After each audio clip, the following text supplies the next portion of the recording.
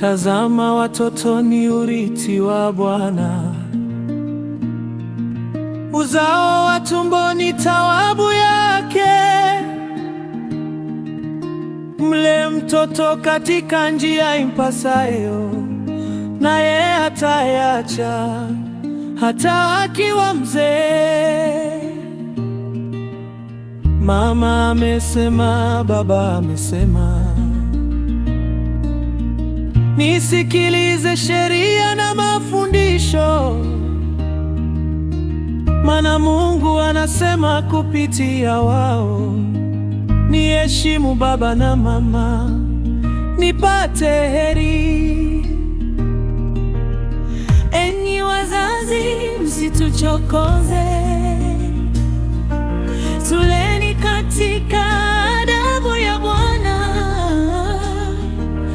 Tufundisheni amri zake kila siku, tukiwa nyumbani na hata safarini.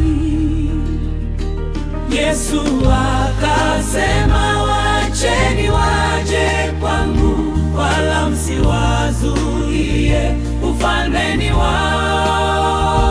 Tunakuja kwako Yesu, utubariki.